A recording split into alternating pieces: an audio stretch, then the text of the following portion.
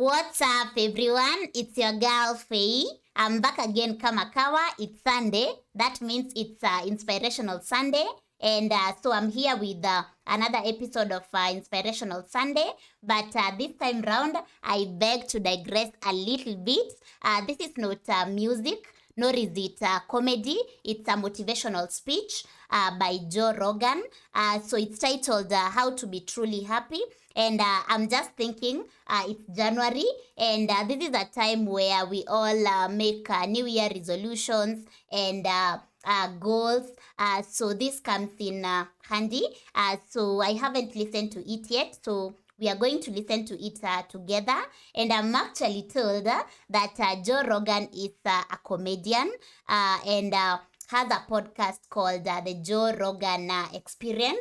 And I'm thinking to myself, it must be difficult to be a comedian and a motivational speaker, because I'm feeling like the crowd won't know when to take you serious and when to take it as a joke. Just thinking. Let me know what you think about that in the comment section. But before we listen to this, How to Be Truly Happy, I'd love to give a shout out to Paul for sponsoring today's episode. So Paul, thank you so much. And without further ado, let's listen to How to Be Truly Happy. And hopefully we learn one or two things, because I'm so expectant. Of course, I want to be truly happy. So let's dig in straight. And you know the drill. Remember to stick until the end, because why not? So let's listen.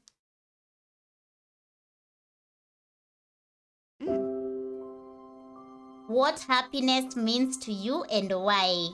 I think a lot of what happiness is a management issue, and decisions that you're making right now, like you could be in a state of mind right now, but you could make some decisions to adjust that, and over the next couple hours, you'll get to a much better place.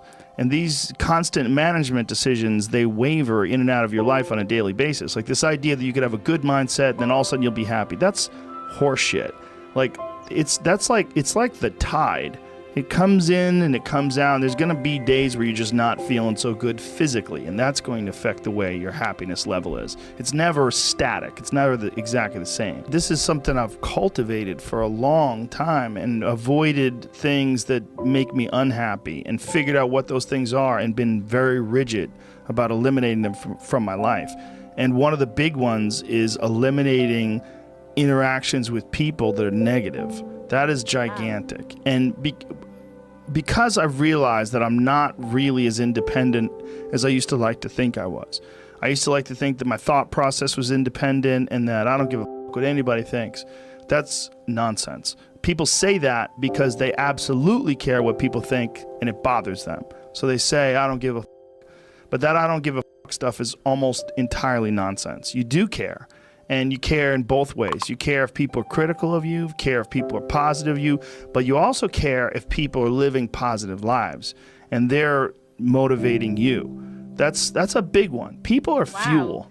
You know, like just talking to you about your time in the monastery or your push to get to that 100 miles. Like you get energy out of people like that, and you think about this energy and you think about this inspiration when you're doing other things. And it also sets in your mind that when you meet these exceptional people that move you, like what are the characters, what are the qualities that they have, what are the characteristics that they possess, and those things become significant and important to you. Whereas if you live around a bunch of people that are complaining and bitching about everything, and they see the negative in everything, and they're always whining, those people are the opposite of that. They're the opposite of inspiration, and they're mud. You're just like, whoa. It's like you're up to your ankles in mud. You try to trudge through life. It's difficult. You're not light. It's not pushing you. There's not a wind at your back. The wind's in your face, and it's rough, you know. And over time, I've learned that these people, you're not going to fix them. I used to want to fix them when I was young. I used to want to go, hey man, I see what you're doing. Like, dude, don't do that anymore. Listen, just do this and stop doing that and start doing this. And if you just work towards this, you could be successful. And then a week later, the guy's doing the same. You're like, okay, I'm wasting a significant. Wow, I love that. I'm sorry to pause, but it's so true. I'm a believer of you can't fix people. unless they truly make that decision to fix themselves. Otherwise, you'll be just doing nothing, because you'll talk, it will get on this ear and live on the other. So yeah, that's so relatable. A little bit back, I'm sorry to have paused. So yeah, let's continue. And stop doing that and start doing this. And if you just work towards this, you could be successful. And then a week later, the guy's doing the same. You're like, okay, Right. I'm wasting a significant amount of my energy on someone who doesn't want to waste any of their energy on themselves. And so managing the community and the tribe that you're in, making sure that you're a good member of that tribe, that you're doing your part. When you're around happy, inspirational people that are successful, it makes you feel better and you get inspired. And if you act on that inspiration, your life will be more fulfilled. And it's not just inspirational in terms of financial success, but in terms of doing difficult things, whether it's running 100 miles, it doesn't pay you a goddamn thing other than the wealth of the knowledge that you can push yourself to such an extreme. Or anything else, whether it's someone who becomes really good at playing chess or someone who's really good at martial arts or whatever it is. There's a great feeling in these overcoming these difficult things, because life is never this just constant state of I'm at a 9 all day, and when I'm with Right. my wife, I hit 10. Yay! And I stay like that. That's not real. What's real is like you saying that you went to this monastery and felt all this angst about meditating and being alone and not having your phone and not having the input, but then when it comes out of it, then you have this reward. So you push through this and you had these uncomfortable feelings, and you came out of those uncomfortable feelings with this newfound appreciation for time and this respect for your own existence in your own space and carving out 3 hours for yourself a day. That's where it all comes from. It all comes from life lessons, and the lessons are learned through struggle. And I think that there's a lot of people out there that think somehow or another you're going to get to some place where you're living in silk sheets and you're getting your toes done while someone's dropping grapes into your mouth. I don't want that. I've never wanted that. That guy's not going to be happy. He's going to be bored. An hour into the grapes, you're going to get those grapes away from me. Stop painting my toes. What am I doing in this bed? I got to do something. I'm not stimulated. The human organism, the animal that we are, needs constant stimulation because it evolved trying to find food and escape enemies, and find shelter, escape nature, escape the elements, try to survive. And this is the great joy that you have in taking care of your children, that you can protect your children from the elements and the enemies and feed them. And it's also the great sadness that you see in losers. When I see a loser, I see some guy who's 43 years old, lives in his parents' basement, and he hates the world. I'm like, that was a baby. Man, this is a baby that somebody just gave shitty nutrients to, whether it's nutrients in the forms of food or in the form of thoughts and ideas and examples. And this kid developed these horrible, self-defeating patterns of behavior that have led them to this point where they're this middle-aged person with no future and no idea of how to get out of this rut, and probably never will escape it. You know, I mean, this is the world that we live in today. And I think part of that world is because we have been fed this line of horse shit that you're supposed to seek comfort. And I don't think you are. I think you're supposed to seek lessons, and you're supposed to seek difficult tasks and accomplishments. And through those things and through doing things that are hard to do, even if it's just a 90-minute hot yoga class. I do a 90-minute yoga class, man. Those last 20 minutes, I do not want to be there, man. And I definitely don't want to give 100%. And I can cheat. I can kind of half-ass it. But if I don't, and I get through it, when that time is up and the lady says namaste and everybody gets up, I'm like, man, I made it. You know, I lost 15 pounds. My yoga mat is drenched to the point where I could literally wring it out and fill a jug up with water. But through that struggle, I will now have a better day, and I better do it again tomorrow or do something else, because if I just think, well, tomorrow I'm just going to coast and eat Twinkies and watch TV. Oh, hello, sadness, my old friend. Hello, depression. Because when you're not doing anything, you feel like shit. And that's just a part of being a human being. And we can pretend that we're something other than what we really are. And we can pretend, nah, me, man, I'm just cool, just chilling, doing nothing. Bullshit.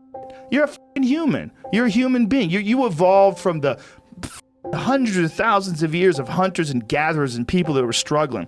Those human reward systems are carved deeply into your DNA. And if you don't respect that, if you don't respect the mechanism of happiness and fulfillment and what you really need to do in order to feel satisfied in life, camaraderie, love, family, friendship, struggle, testing yourself, learning, all those things are imperative. They're all a giant part of being a person. Wow. Truly inspirational. Huh? I hope you loved that. So that is how to be truly happy. And I hope you learned one or two things from it. That is Inspirational Sunday for today. It's quite motivational, or rather inspirational. So yeah, as one thing that I've gained from it is that we need to constantly try to make ourselves happy by choosing who we associate with, and choosing who we share our energies with, because energies are contagious. You can which is so true. Sometimes you wake up and someone can just give you a call and they ruin your day, or just a simple message and all that. So by associating yourself with the right crowd, then you get that motivation to push through the day.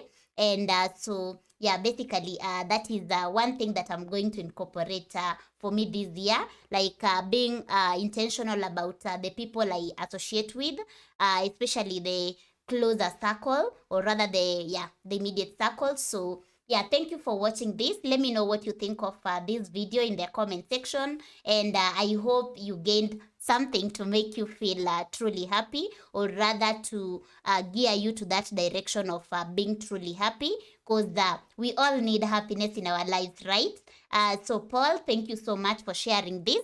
And now I'm curious to listen to a comedy by Joe Rogan, because I don't know, I feel like when you're a comedian and a motivational speaker, it becomes kind of difficult, because the crowd gets confused. When should I take this person serious, and when shouldn't I? Because listening to this, it's so inspirational, and I'm like, comedy can, he can also do comedy. So I'm curious to see that. So thank you for watching. Let me know what you think in the comment section, and your takeaway from it. What is one thing you've gained from the video? And so see you in the next one. Don't forget to subscribe if you haven't done so already, and also click on the notification bell so that you get notified every time I post. On Sundays, it's Motivational Sunday, Inspirational Sunday. And also, if you'd love to support this channel, you're welcome to do so. All you need to do is check the description below, where you'll find the link to my Patreon community, as well as my PayPal address, and you can have guaranteed requests through either platforms as well. So once again, asanteni sana, and see you in the next one. So your girl is out. Peace out, and bye.